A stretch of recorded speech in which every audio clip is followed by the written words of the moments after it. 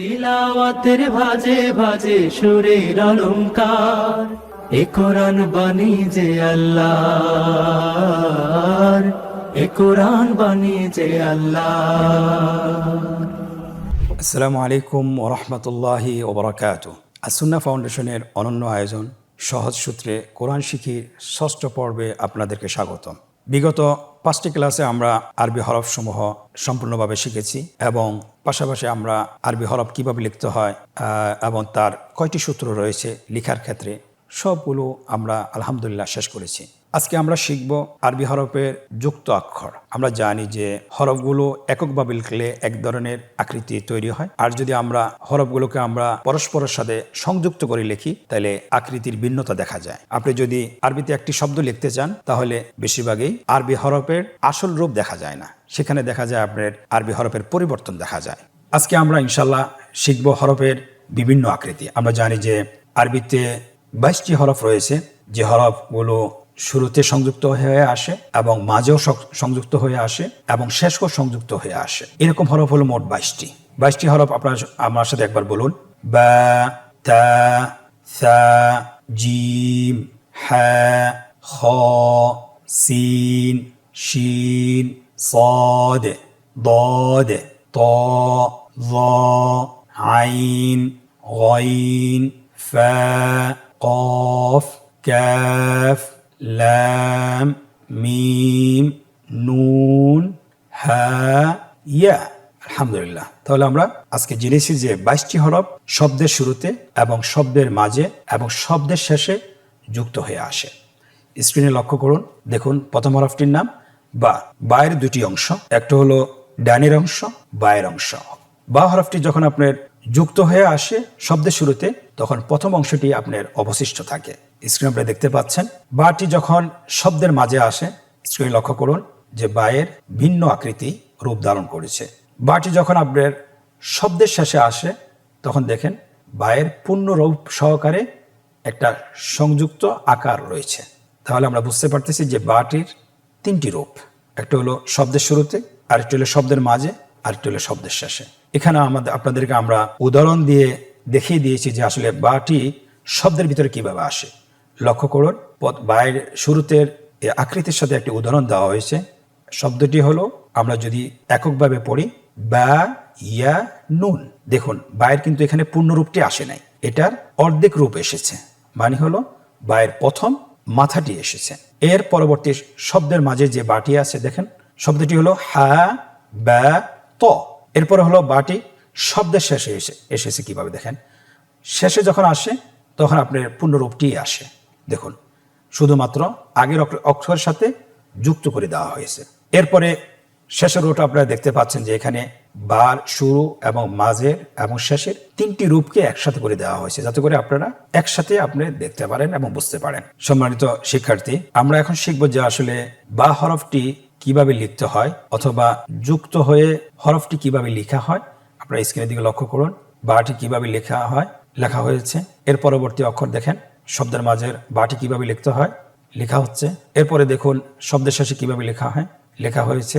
এরপরে 3টা অক্ষর, শব্দের শুরু এবং শব্দের মাঝে এবং শব্দের শেষে কিভাবে লিখতে হয় একসাথে লেখা হচ্ছে। আলহামদুলিল্লাহ, বা অক্ষরটি লেখা সম্পন্ন হয়েছে।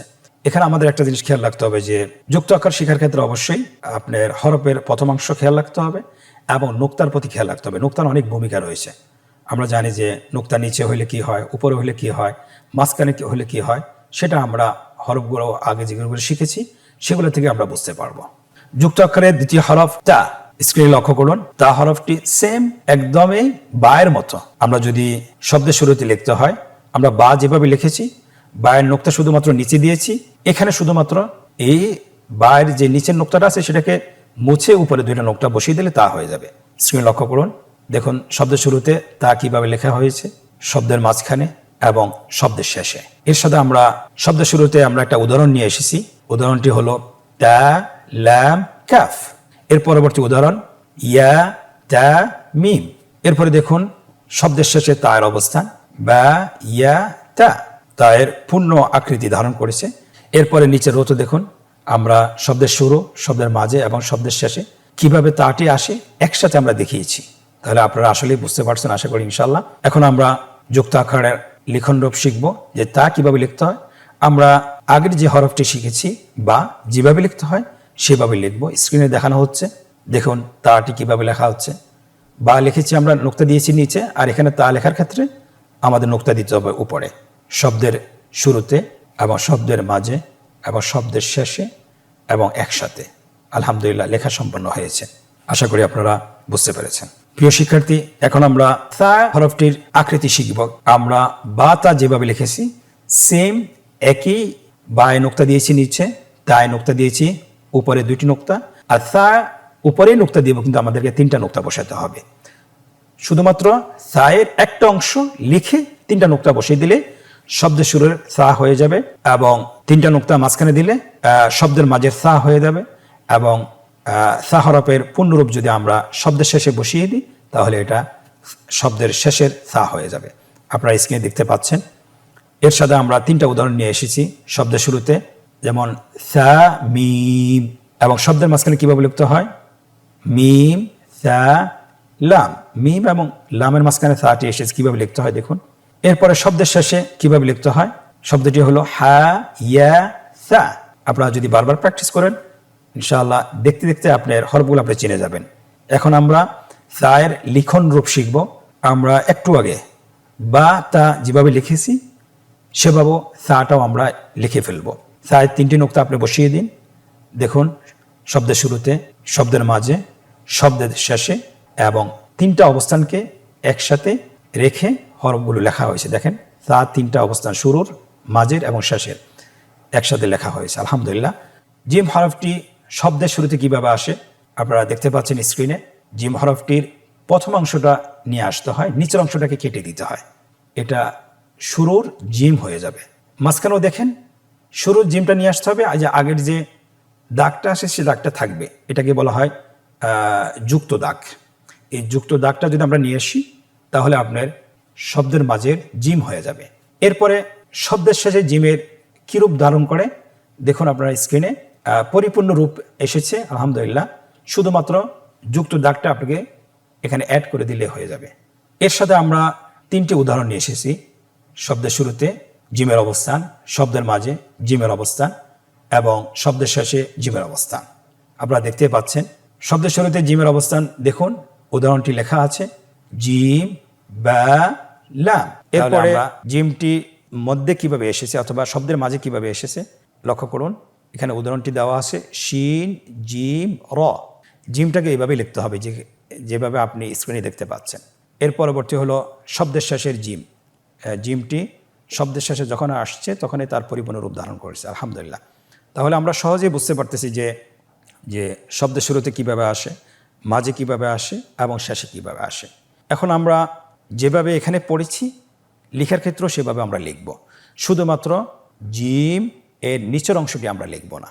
আপনারা স্ক্রিনে দেখুন কিভাবে জিমের শব্দের শুরুতে জিম কিভাবে লেখা হয় এখানে লেখা হচ্ছে, শব্দের মাঝে কিভাবে লেখা হচ্ছে, শব্দের শেষে কিভাবে লেখা হয় এখানে লেখা হচ্ছে, এবং 3টি অবস্থান কিভাবে একসাথে লেখা হয় সেটাও দেখানো হচ্ছে আলহামদুলিল্লাহ। পঞ্চম হরফটি আমরা এখন শিখব, সেটা হলো হা। হা আমরা 3টা একসাথে বলতে পারি যে জিম হা খা। এই 3টা আপনার শব্দের শুরুতে আপনার একইভাবে আসবে, শব্দের মাঝে একইভাবে আসবে, শব্দের শেষে একইভাবে আসবে। শুধুমাত্র নোক্তার পার্থক্য, জিমের একটা নোক্তা দিয়ে দিতে হবে আর হায়ের কোনো নোক্তা হবে না, এবং খায়ের উপরে একটা নোক্তা দিতে হবে। তাহলে 3টি রূপ আমরা একসাথেই শিখতে পারবো সহজে। আপনারা দেখতে পাচ্ছেন এখানে হায়ের 3টা উদাহরণ দেওয়া হয়েছে। শব্দের শুরুর অবস্থানটা কিভাবে হয়, হা দাল র, এটা হাটা শব্দের শুরুতে এসেছে। দ্বিতীয় উদাহরণ তা হা ত, দেখেন শব্দের মাঝখানে হায়ের অবস্থান, এটা আপনারা বুঝতেই পারতেছেন। এর পরবর্তী উদাহরণ ফা তা হা, দেখেন হায়ের অবস্থান শব্দের শেষে। খুবই সহজ, শুধুমাত্র আপনি যদি প্র্যাকটিস করুন তাহলে আপনার জন্য সহজ হবে, চিনতেও সহজ হবে এবং পড়তেও সহজ হবে ইনশাআল্লাহ। প্রিয় শিক্ষার্থী বন্ধুরা, এখন আমরা খায়ের যুক্ত আকৃতি শিখব, যে কিভাবে শব্দের শুরুতে লিখতে হয়, শব্দের মাঝে লিখতে হয়, শব্দের শেষে লিখতে হয়। স্ক্রিনের দিকে লক্ষ্য করুন, আমরা দেখিয়ে দিয়েছি শব্দের শুরুতে খায়ের অবস্থান এবং শব্দের মাঝে খায়ের অবস্থান এবং শব্দের শেষে খায়ের অবস্থান। এটার উদাহরণগুলো লক্ষ্য করুন। শব্দের শুরুতে খটা কিভাবে এসেছে, খ তা মিম। দেখুন খটাকে তার সাথে কীভাবে সংযুক্ত করা হয়েছে খুব সহজে। দ্বিতীয় অবস্থান শব্দের মাঝে ফা খ দাল। তৃতীয় অবস্থান শব্দের শেষে শিন ইয়া খ। আমরা বুঝতে পারতেছি যে হরফগুলোর আকৃতি খুবই সহজ। শুধুমাত্র আমরা একটা আকৃতি যদি শিখি, মানে গ্রুপ ওয়াইজ যদি আমরা শিখি, যেহেতু জিম হা খ একটা গ্রুপের, যদি আমরা একটার আকৃতি শিখতে পারি বাকিগুলো আকৃতি সহজে আমরা শিখতে পারবো এবং লিখতে পারবো, খুবই সহজে বুঝতে পারবো ইনশাআল্লাহ। এটার লিখন রূপ দেখুন একই রকম, জিম হা যেভাবে লিখেছি সেম সেভাবে লেখা হবে এবং লেখাটা খুবই সহজ। স্ক্রিনে লক্ষ্য করুন, শব্দের শুরুর খ লেখা হচ্ছে, শব্দের মাঝের খ লেখা হচ্ছে, শব্দের শেষের খ লেখা হচ্ছে এবং একই সাথে তিন অবস্থান হরফটি লেখা হচ্ছে। আলহামদুলিল্লাহ, কত সহজেই হয়ে গেল। প্রিয় মুসলিম ভাই বোনেরা, আমরা জিম হা খ শিখেছি, এখন আমরা শিখব সিন এবং শিন। স্ক্রিনে আপনারা দেখতে পাচ্ছেন সিনটির শব্দের শুরুতে কিভাবে লেখা হয়, শব্দের মাঝে এবং শব্দের শেষে। দেখুন সিনের দুটি অংশ আমরা জানি, একটি হলো ডানের অংশ, অথবা আমরা এভাবে বলতে পারি একটা হলো উপরের অংশ আর একটা নিচের অংশ। এখানে কিন্তু যখন আমরা হরফটিকে অন্য পরবর্তী শব্দের সাথে যুক্ত করব, তাহলে কিন্তু আমাদেরকে প্রথম অংশটাকে অবশিষ্ট রেখে বাকি অংশটাকে কেটে দিতে হবে। আপনারা স্ক্রিনে দেখতে পাচ্ছেন যে সিনের যে তিনটি দাঁত আছে, এই দাঁতটি দেখে আমাকে বুঝতে হবে যে এটা সিন না শিন। প্লাস এখানে আমাকে দেখতে হবে যে এটার উপর নোক্তা আছে কিনা। যদি নোক্তা থাকে তাহলে শিন, আর যদি নোক্তা না থাকে তাহলে এটা সিন, কিন্তু তিন দাঁত ওয়ালা হইতে হবে। শব্দের শুরুতে সিন আপনারা দেখতে পাচ্ছেন, শব্দের মাঝে এবং শব্দের শেষে। আমরা উদাহরণে নিয়ে এসেছি। শব্দের শুরুতে উদাহরণ হলো সিন নুন তা, সিন নুন তা। শব্দের মাঝের সিন হ সিন র। এরপরে দেখুন শব্দের শেষের সিন নুন ফা সিন। দেখুন ফায়ের পরে অক্ষরটিকে কিভাবে যুক্ত করা হয়েছে। এখন আমরা দেখতে পাচ্ছি যে তিনটা অবস্থানকে একটি শব্দে লেখা হয়েছে, শব্দের শুরু, শব্দের মাঝে এবং শব্দের শেষে। আপনারা নিচের গঠটিতে দেখতে পাচ্ছেন সিন সিন সিন। এখন আমরা শিখব যে লিখন রূপ। সিনটা আমরা কিভাবে লিখব, খুবই সহজ। শুধুমাত্র আপনি শুরুতে লিখলেও তিনটে দাঁত থাকবে, আপনি যদি মাঝেও লেখেন তিনটি দাঁত থাকবে, আর শেষে লিখলে পরিপূর্ণ রূপ ধারণ করবে, খুবই সহজ। আপনি স্ক্রিনে দেখুন, শব্দের শুরুতে লেখা হচ্ছে, শব্দের মাঝে লেখা হচ্ছে, শব্দের শেষে লেখা হচ্ছে এবং তিনোটা একসাথে লেখা হচ্ছে। আলহামদুলিল্লাহ। সিন গ্রুপের আরেকটি হরফ হলো শিন। এতক্ষণ আমরা সিনের যে আলোচনা করেছি নোক্তা ছাড়া, আর এখন যে শিনের আলোচনা করব নোক্তা সহ। তার মানে কি, তার অর্থ হলো যে সিন এবং শিন দেখতে একই রকম। এটা যখন শব্দের শুরুতে আসবে, শব্দের মাঝে আসবে, শব্দের শেষে আসবে, দেখতে একই রকম, শুধুমাত্র নোক্তার পার্থক্য রয়েছে। সিনের উপরে তিনটা নোক্তা থাকবে না, কিন্তু শিনের উপর তিনটা নোক্তা থাকবে। আপনারা স্ক্রিনের দিকে লক্ষ্য করুন, শিনটি শব্দের শুরুতে কীভাবে আসছে, শব্দের মাঝে, শব্দের শেষে। উদাহরণটি দেখুন, শব্দের শুরুতে শিন হা দাল, শব্দের মাঝে আইন শিন র, শব্দের শেষে বা ত শিন। শিনটাকে শব্দের শেষে যুক্ত করা হয়েছে কিভাবে। শেষের লাইনে দেখুন তিনটি অবস্থানকে একই শব্দে লেখা হয়েছে, শিন শিন শিন। আমরা এখন শিনের লিখন রূপ শিখব। যেভাবে সিনের লিখন রূপ শিখেছি একইভাবে শিনের লিখন রূপ শিখব। পার্থক্য হলো শুধু নোক্তার। দেখুন তিনটি দাঁত শব্দের শুরুতে কিভাবে লেখা হচ্ছে, তিনটি দাঁতওয়ালা শিন, উপরে তিনটা নোক্তা আছে। শব্দের মাঝে কিভাবে লেখা হচ্ছে, শব্দের শেষে কিভাবে লেখা হচ্ছে, এবং তিনটে অবস্থান একই শব্দে লেখা হচ্ছে। দেখেন শিন শিন শিন, শব্দের শুরুতেও সংযুক্ত হয়ে এসেছে, মাঝেও সংযুক্ত হয়ে এসেছে এবং শেষেও সংযুক্ত হয়েছে। আশা করি আলহামদুলিল্লাহ আপনারা আকৃতি শিখতে পেরেছেন। প্রিয় শিক্ষার্থীবৃন্দ, আরবি হরফের আরেকটি গ্রুপ হলো সদ দদ। সদ দদ শব্দের শুরুতে কীভাবে আসে আমরা জানি। সদের দুটি অংশ, একটা হলো ডানের অংশ, আর হলো বায়ের অংশ। ডানের অংশটি উপরে, বায়ের অংশটি নিচে। শব্দের শুরুতে অথবা শেষে যদি যুক্ত করতে হয়, নিচের অংশটিকে আপনি কেটে দিতে হয়, শুধুমাত্র ডানের অংশটিকে অবশিষ্ট রাখতে হয়। স্ক্রিনে আপনারা লক্ষ্য করুন সদটি শব্দের শুরুতে কীভাবে লেখা হয়, সদ মাঝখানে এবং শেষে, শব্দের শেষে। আমরা শব্দের শুরুতে সদ কীভাবে যুক্ত হয় আপনারা উদাহরণটি দেখলে বুঝতে পারবেন। উদাহরণটি হলো সদ মিম। শব্দের মাঝের সদ কিভাবে লিখতে হয় আপনারা স্ক্রিনে দেখুন। উদাহরণটি দেওয়া আছে মিম সদ র। শব্দের শেষে সদের অবস্থান, উদাহরণটি লক্ষ্য করুন নুন কফ সদ। আলহামদুলিল্লাহ, খুব সহজেই হরফের শুরুর অবস্থান এবং মাঝের অবস্থান এবং শেষের অবস্থান দেখানো হয়েছে। লিখনরূপ খুব সহজ। লিখনরূপ আমরা যেভাবে দেখিয়েছি সেভাবে লিখতে হবে। সদের প্রথম অংশটাকে রেখে অবশিষ্ট রেখে দ্বিতীয় অংশটিকে কেটে দিতে হবে। তাহলে শব্দের শুরুর সদ কীভাবে লেখা হচ্ছে, শব্দের মাঝের সদ লেখা হচ্ছে, শব্দের শেষের সদ লেখা হচ্ছে এবং তিনটি অবস্থান একই শব্দে লেখা হচ্ছে। দেখুন সদ সদ সদ। এই গ্রুপের আরেকটি হরফ সেটা হলো দত।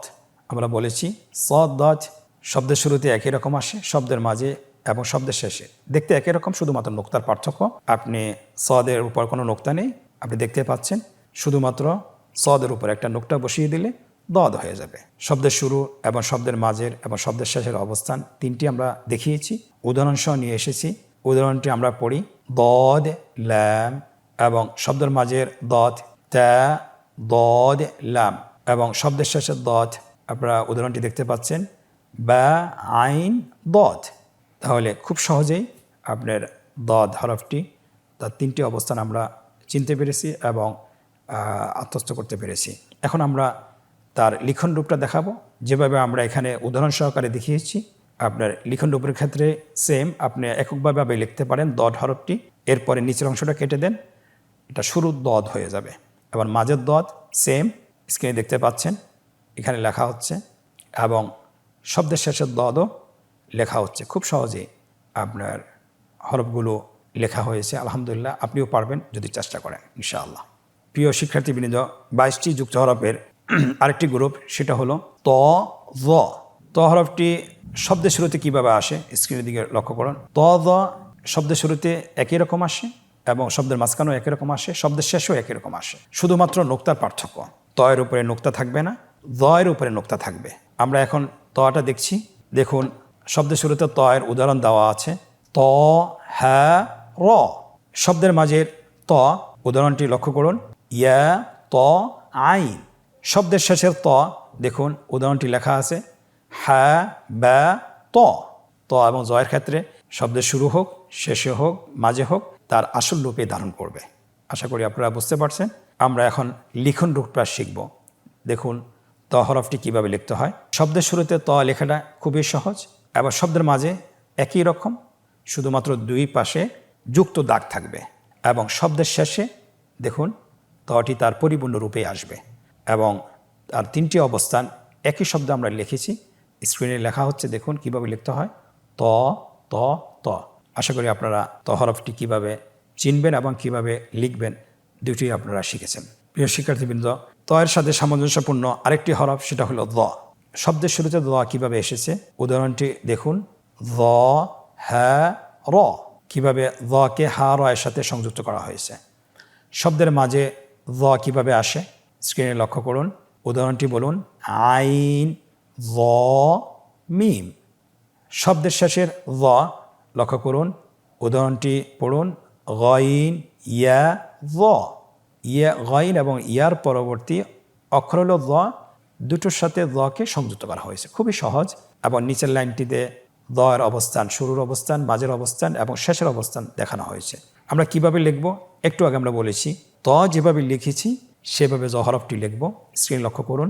শুধুমাত্র তয়ের উপরে একটা নোক্তা দিতে হবে। শুরুর অবস্থানের দ লেখা হচ্ছে, শব্দের মাঝের দয়ের অবস্থান লেখা হচ্ছে এবং শব্দের শেষের অবস্থান দ লেখা হচ্ছে এবং তিন অবস্থানকে একই শব্দে লেখা হচ্ছে। দেখুন দ দ দ।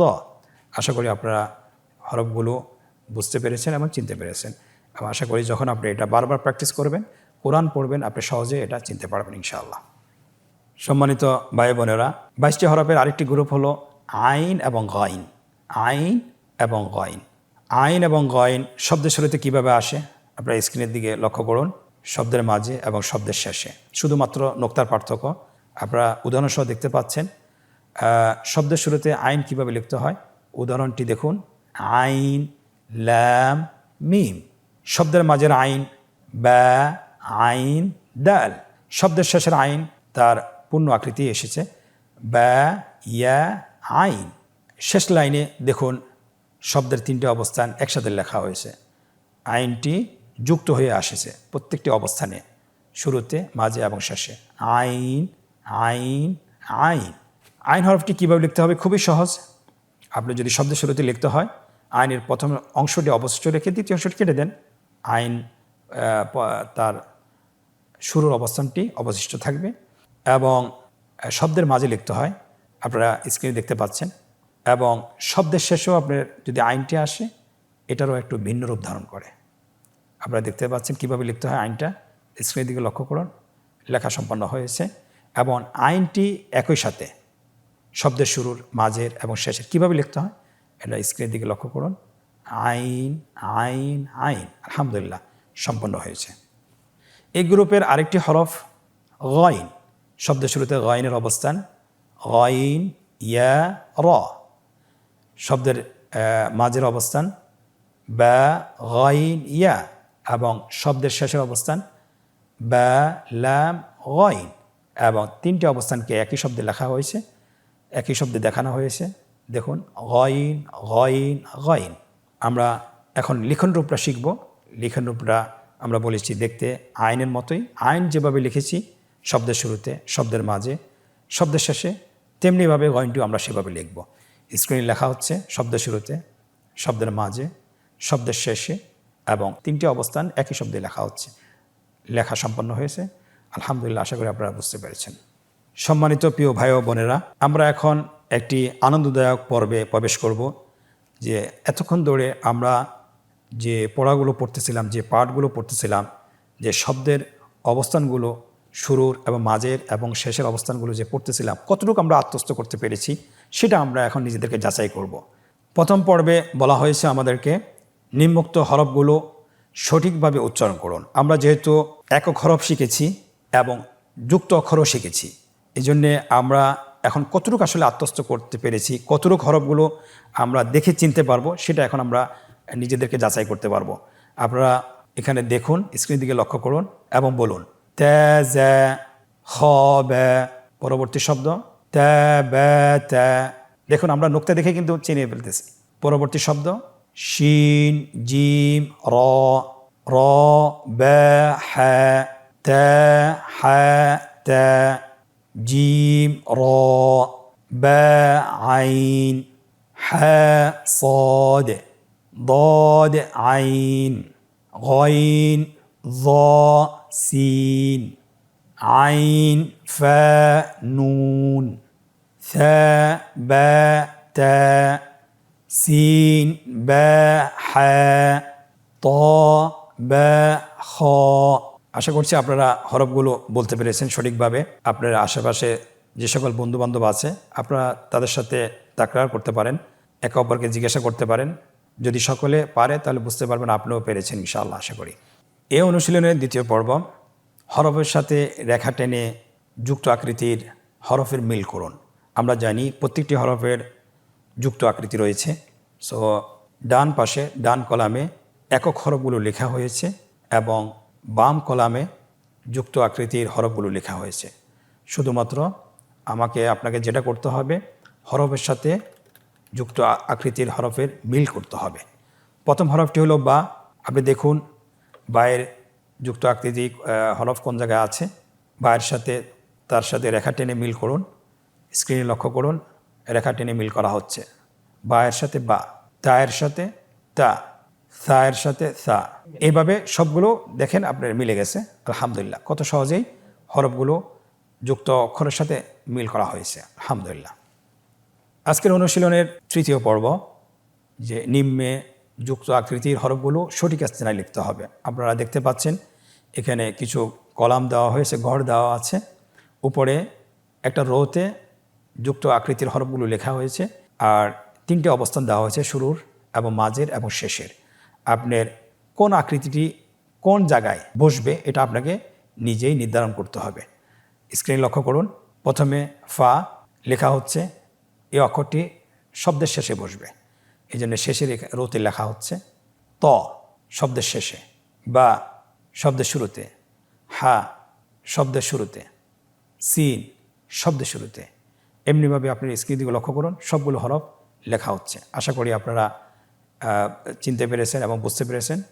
আল্লাহ সুবহানাহু ওয়া তাআলা আমাদেরকে তৌফিক দান করুন, আমরা যেন তার কোরআন পড়তে যেন সক্ষম হই এবং যেন শিখতে পারি।